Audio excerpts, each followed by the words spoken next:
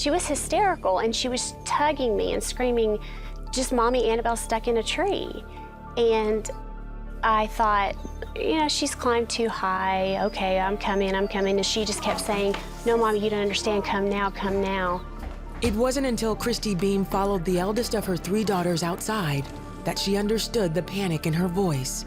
I kept saying, where is Annabelle? And I was looking around, and then finally at the same time, they both pointed to this massive tree, and they said, she's in the tree, in unison. And it was like everything just slowed down. It came to a screeching halt.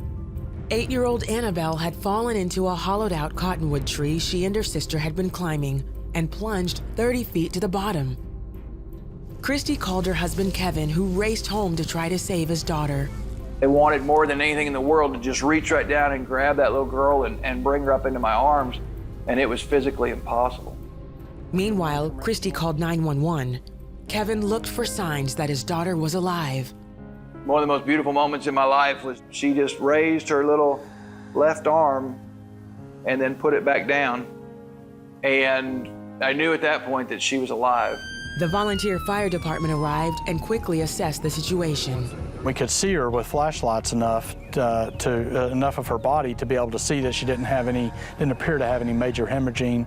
Still, the rescue would take time and extreme caution. Because of the dynamic of the tree, because the tree was rotten, we didn't want to risk cutting anything out because we were afraid things would start falling in on her. As the family looked on, there was only one thing they could do. I just started praying, really just crying out, God, please be with her. God, please help her. God, please let her be okay.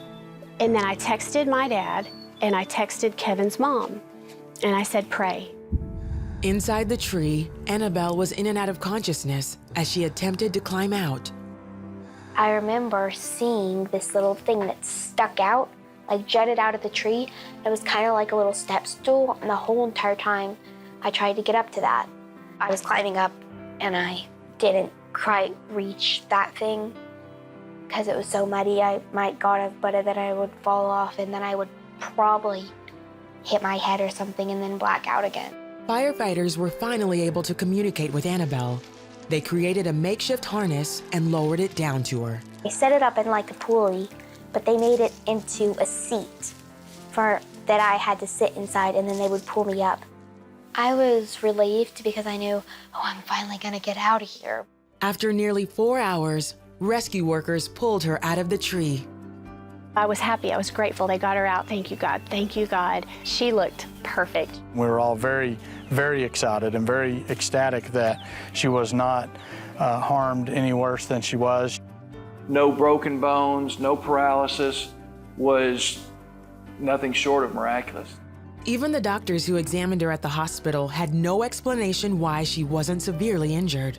The doctor said, you know, Mom, Jesus must have been with that little girl in that tree, because we don't ever have anybody fall 30 feet and not suffer paralysis or broken bones. But they believed there was another miracle that day. Annabel told her mom that at one point, she met Jesus. Whenever I was in that tree, I went to heaven.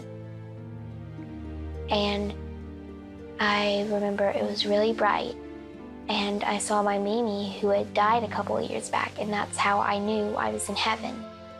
And I sat on Jesus's lap, and he said, whenever the firefighters get you out, there will be nothing wrong with you. For several years, Annabel had been suffering from severe intestinal disorders. She was constantly in pain and in and out of hospitals. Doctors said there was no cure. Her stomach physically could take food in, but it couldn't do anything with it after that.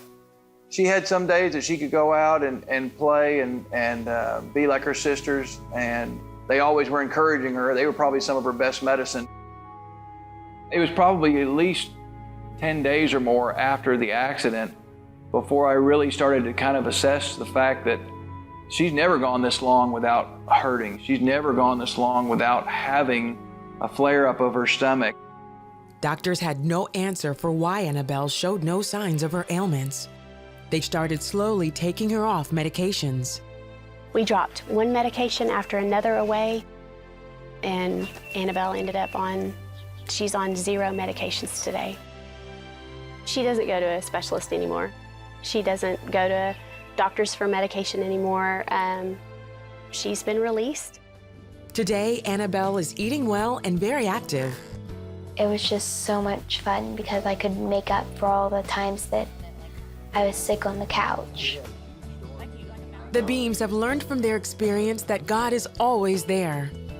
They tell the story of Annabel's journey in the book, Miracles from Heaven.